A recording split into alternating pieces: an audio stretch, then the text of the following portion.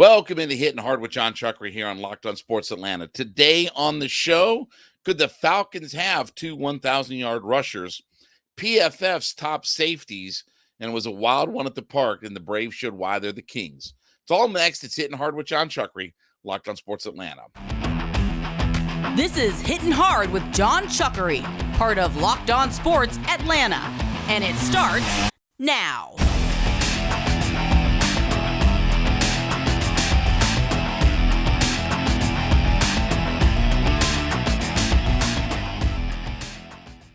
Hittin Hard is part of the Locked On Podcast Network, your team every day. We ask you to subscribe or follow for free on YouTube or wherever you ever listen to your podcasts. You can get the latest episodes of Hittin Hard as soon as they become available. Also, check us out on the Sirius XM app and give me a follow on my personal Twitter page at JMCH316. So I was thinking about this the other day, that when you look at what the Falcons offense is going to be, and, obviously, we're going to be a run-heavy offense, and we're certainly going to follow the lead of what we did last year. But without Marcus Mariota at quarterback, this opens up an opportunity for our running backs to get more touches. I don't think Desmond Ridder is going to run it nearly as much as what Marcus Mariota did. And so I asked the question, can the Falcons have two 1,000-yard rushers? Can they have two 1,000-yard rushers in this offense? Well, let me ask you a trivia question. Who was the first team in NFC history to feature two 1,000-yard rushers, right? We can do the Jeopardy thing. Ding, ding, ding, ding, ding, ding, ding. So it had happened three times before an NFC team had done it, right? Larry Zonka and Mercury Morris, I think it was like 72 when they did it. Sometime in the late 70s, Rocky Bleier and Franco Harris both ran for over 1,000 yards. In 88, 89, Kevin Mack and Ernest Biner went for 1,000 yards for the Browns. But the first team in NFC history to do it was the Atlanta Falcons, when in 2006, Michael Vick and Warwick Dunn both ran for over 1,000 yards. Now, we're not going to have our quarterback run for 1,000 yards, and I hope not. I mean, with all due respect, I hope he doesn't do that. But when you look at what Tyler Allgeier and Bijan Robinson bring to the game and the way that they're going to run their offensive style, I think there's a definite chance that this could happen, and the Falcons would be the first team in NFL history to have two of those seasons of two guys running for 1,000 yards. So obviously Allgeier, right, ran for 1,000 yards last year. The big thing about Allgeier is he was able to average 4.9 yards per attempt running the football. And so even though he didn't get a whole ton of carries, only started 7 games last year, did play in all of them, but only started 7 games, with the attempts that he had and the production that he had per attempt, he was able to get himself up over 1,000 yards. So you look at Bijan Robinson as well. I think with a few different things. One is, we just talked about Desmond Ridder not running it as much.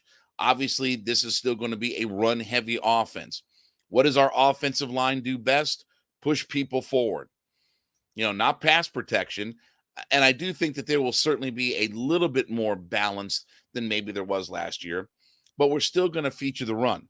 And if we can average almost 4.5, 5 yards to carry, there's a lot of yards to be had. And Bijan Robinson is one of those guys that's a little bit different from Allgeier. Allgeier is a, yards after contact kind of guy. I think his 3.6 yards per attempt after contact was one of the top marks in the NFL. So he's really good at yards after contact. But Bijan's one of those guys that can get you downfield and have the explosive plays. Not that Allgeier isn't, but I mean, he's certainly not in the same, kind of speed back that what Bijan Robinson is. So there's a definite possibility that if we are looking at, instead of a Derrick Henry getting 2,000 yards, we could split that up amongst our two guys. And I do think that Cordero Patterson is going to be lightly sprinkled in, and maybe, and again, we won't really know, but maybe with Avery Williams out now, if he does command punt and kickoff duties, then you probably see a little bit less in the carry department for him. And look, honestly, he's getting a little bit older and he's, aging. And I'm not saying he's an old man or whatever, but still, he's getting older and up there, and the beat up factor starts to come into play. So I definitely think when you look at what the production could be, yards per attempt, running behind that offensive line, we're still going to be a run heavy team. Again, Arthur had Derrick Henry back there running for 2,000 yards.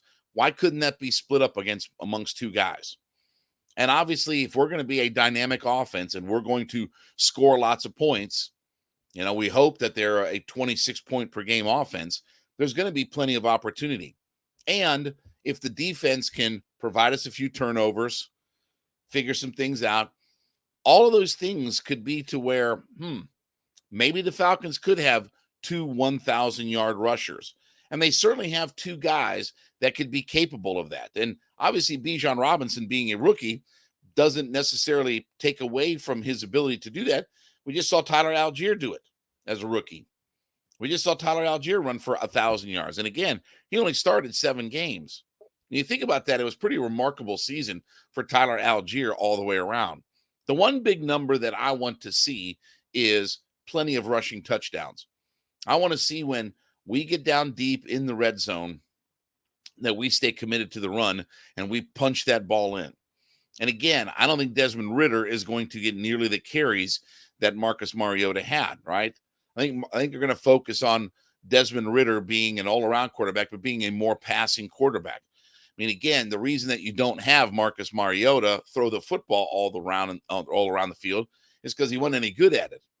He's throwing shot puts and, cannonballs and, missing guys wide open deep. And you didn't want him throwing it around. He was much better using his legs to create offense for this team than he was his passing arm. So I don't think that we'll see the quarterback run the way that we did in our offense last year. And that should open up more opportunity for Desmond Ridder, not for Desmond, but for Bijan Robinson, for Tyler Allgeier, that you take those carries away, put them toward those two guys. And I think even with Cordero Patterson, I think if he kind of focuses on special teams a little bit more, there are a lot of things that set themselves up. And again, we have a top 5 offensive line, especially in running the football. We have a top 5 offensive line that can run the football. You can run right behind those guys, and especially that right-hand side of the offensive line. So things may set themselves up that crazier things have happened. And if the Falcons can find a way that if they end up with 2 1,000-yard guys, they'll be the only team in NFL history, believe it or not, and the Falcons don't have many of these first-time evers or what have you.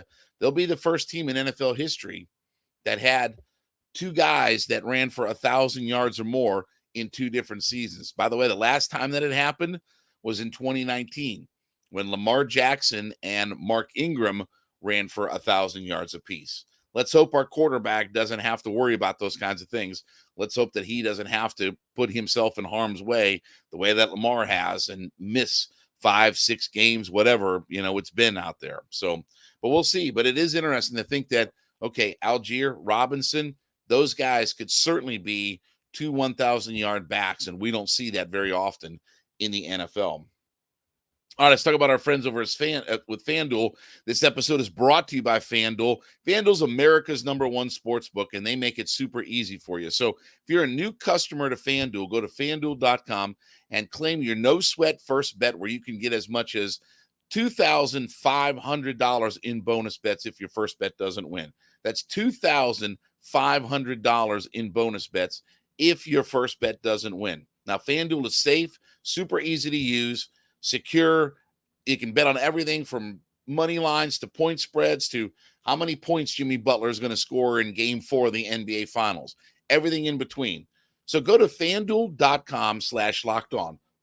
That's FanDuel.com/LOCKEDON and claim your no-sweat first bet where if your first bet doesn't win, you can get as much as $2,500. I said that right. $2,500 if your first bet doesn't win at FanDuel.com/LockedOn. That's FanDuel.com/LOCKEDON. FanDuel, the official sports betting partner of the NBA. So pro football, we're going through these Pro Football Focus. It's list season, right? That's what this is list season. So um go through Pro Football Focus and look at some of these lists that are out there right now. And the latest one that they have is the safety position. So we've been doing running backs and wide receivers and all these good kinds of things. So at the safety position, I thought this was interesting because, again, we should have one of the top safeties in the NFL, right? I mean, Jessie Bates had a really remarkable season in 2020. I think he was second team All Pro and all this, and it's like, okay, I mean, we should have one of the top 4 or 5 safeties in the NFL. I mean, we spent the money like we have a top 4 or 5 safety. We gave out the 4th highest per average contract in NFL history for a safety. I mean, we paid a whole bunch of money, right? I mean, and certainly Pro Football Focus, they're a fan of Jessie Bates. I mean, they are a pro Jessie Bates kind of guy. We talked about before in these kinds of rankings that they have that there are some guys that Pro Football Focus, I mean, elevates to a higher degree. And maybe some guys that they don't elevate as high. You know, they're big on Kyle Pitts and Drake London. Okay. I mean, I got no problem with that. I mean, that's what their metrics say, and they spin it in such a way that they promote all of that. So I'm thinking, okay, when I look at this list, we're going to have a top 5 player at his position. We paid premium money. You know, he's coming off a team that has been to the Super Bowl over the last couple years, right? Everything should be all good. I mean, we were disappointed that we didn't see the edge rushers, you know, in there. And again, not that anybody should have been on that list, but, you know, it's like, okay, you know, if we can't find a top 32 edge player, certainly we can have a top 4 or 5 safety. So I'm scrolling through and it's like, okay, Derwin James. Yeah, that makes sense. Mika Fitzpatrick. All right, that makes sense. All right. Kevin Byard. Okay. All right. Well, Antonio Winfield. All right. He was drafted in that same draft that Tristan Wirfs was drafted in. All right. So in 2020 or whatever, they drafted Tristan Wirfs and Antonio Winfield. Okay. All right. All right. Then Micah Hyde. And it's like, okay. All right. That's number 5. Justin Simmons. Okay. I mean, where are we going to see our guy? Tyrann Mathieu at number 7. Okay. All right. All right. Jordan Poyer. All right. Well, he's number 8. Oh, and then finally we get to Jessie Bates for the Atlanta Falcons. Here's the write-up. Bates was a key piece in the Bengals' turnaround over the past few years. While he likely won't repeat his elite 2020 performance, 90.1 overall grade, he's incredibly reliable and durable. His best days, including 3 games in 2022 with a game grades above 89, are as good as anyone's. His 88.3 run defense grade was a top 10 mark. Bates' presence in Atlanta's secondary will help change the culture of their defense. Well, I would hope. I mean, you know, we paid him top tier money and he is our highest priced, you know, free agent acquisition. I mean, I would hope, but I don't know. I mean, again, I know that these lists don't really mean anything, but I was hoping for a little bit more, you know? Look, I've said, and I'll continue to say it, you know, I like Jessie Bates.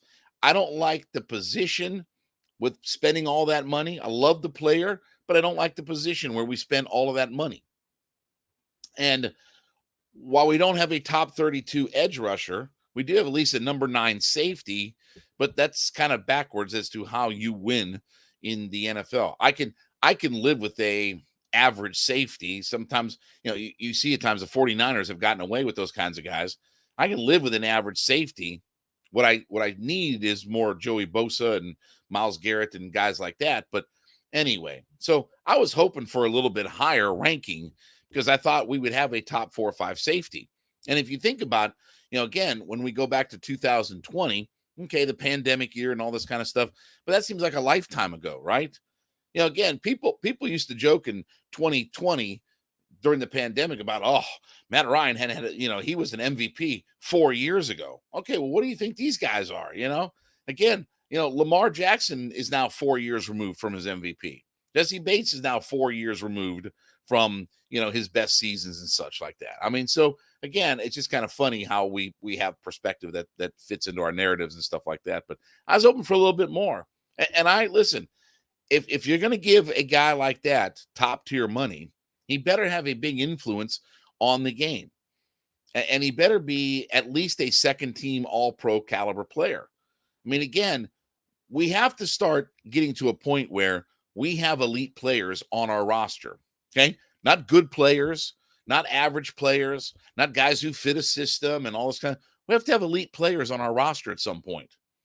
That's how we're going to get better, is having superstar caliber players. And Jessie Bates has to be one of those guys. He has to be one of those guys that is a second team all-pro caliber player. That's the way Lindstrom is, right? Lindstrom's second team all-pro. We need more of those guys that influence the game. Now, here's the thing that I am super excited about, and I continue to circle back to this point, that I still think the low-key best thing that the Falcons did is bring Jerry Gray in. Be defensive backs coach. He's the assistant head coach. He's going to work with Ryan Nielsen. He's been a successful DC. He's going to work with Ryan Nielsen, who hasn't called plays before defensively as a full-time DC. Jerry Gray, who coaches the secondary, is going to be the low-key best hire that the Falcons have made. And where was Jerry Gray in 2010? Okay, when they had Earl Thomas and Cam Chancellor as their safeties. Oh, yeah, he was coaching them. So while Dan Quinn was down in Gainesville, Florida, doing nothing to help the Seahawks, but again, got a lot of credit for it, Jerry Gray was in Seattle working with those two safeties. How did Cam Chancellor and Earl Thomas work out? So that's the thing that I'm excited for, is the Jerry Gray influence over a player like Jessie Bates, right? You get good coaching and you get a good player, and everything just comes together and meets in the middle, and we meld it all together. That's the part that I'm excited about. Is, look, I think Jerry Gray is going to do wonders for this secondary. I think with Okudah, I think with Mike Hughes, I think with AJ Terrell, getting him back on track. I'm super excited for what Jerry Gray can bring to this defense, and specifically more the secondary back there. Because I do think that is the unit that is most improved on this football team.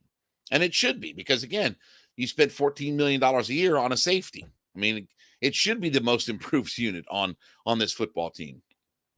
But I was hoping for a little bit more. I'll be honest with you. I mean, I was hoping for a little bit higher ranking. I was looking for a guy who is maybe top 3, 4, 5 at worst. 9 is really good. Nine's really good. But is that second team all-pro caliber level? I don't know. I mean, we paid him like he's a second team all-pro caliber safety. And again, this is where you get into free agency, that you're always overpaying for what guys did in the past, not based upon what the future is going to bring, but what guys have done in the past. So we'll see. But I mean, again, I need a big year out of Jessie Bates. I need him to get back to that 2020 form where he was a second team all-pro caliber player.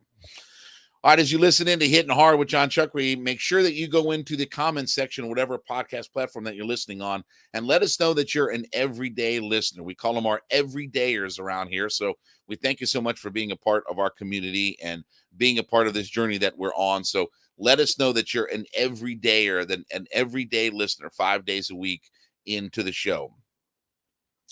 So there was a wild game last night in Truist Park.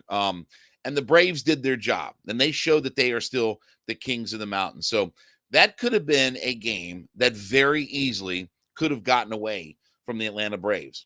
So they end up winning at 13-10 in 10 innings. Ozzie Albies hits a 3-run homer, and it's hasta lasagna, don't get any on you. Strider was not very good. He was 4 innings, 8 hits, 8 earned runs, 2 walks, 8 strikeouts, 87 pitches, in only 4 innings. And he gave up a couple of home runs in the game. It was crazy 8s last night. He was not very good. Verlander wasn't any good either. 3 innings, 7 hits, 5 runs, 4 of them earned, 4 walks, 3 strikeouts. You look between the two pitchers, 7 innings combined with 15 hits, 13 runs, 12 of them earned, 6 walks, 11 strikeouts. That's good. And then 3 homers given up. But that felt like it could have been a game that very easily could have been won by the Mets. Okay, we did our job. We took 2 out of 3. All right, They're up as we went into the bottom of the second inning. The Mets were already up 6-3. It was like, okay, Strider doesn't have it. He's not pitching well. We took 2 out of 3 from the Mets. Okay, all this stuff. Could have been very easily a game that they lost. But the Braves showed you why they're the kings of the mountain. They showed you why they're the best team in that division by tons, honestly. They showed you their resiliency last night. And look, as we talk about trying to win another division title here, certainly the Mets and the Phillies, they loaded up on talent, right? They spent all that money and all these contracts and things like that. And here we are on June 9th, and the Braves are 8 games up on Philadelphia, and they're 8.5 up on the Mets, who, by the way, the Mets now officially moved into 4th place in the division. Thankfully for them, there's no chance they're going to catch the Washington Nationals. That the Washington Nationals are so bad that they're not even going to be able to try to catch the New York Mutts. So, who do we play, by the way? We got Washington coming up here for the Atlanta Braves. And then we're going to take on the Detroit Tigers, who are no good either. I think the first time since 2013 that we were at Comerica Park or whatever. So we still got all, so when you look at what the schedule, all these bad teams, and then we get a chance to go head-to-head against the Mets and the Phillies. I call them the Mets, but they're the Mutts is really what they are. It's an opportunity, as we talked about yesterday. They could open this thing up. That means this could be very easily, in a couple of weeks, double digits in the division for the Braves.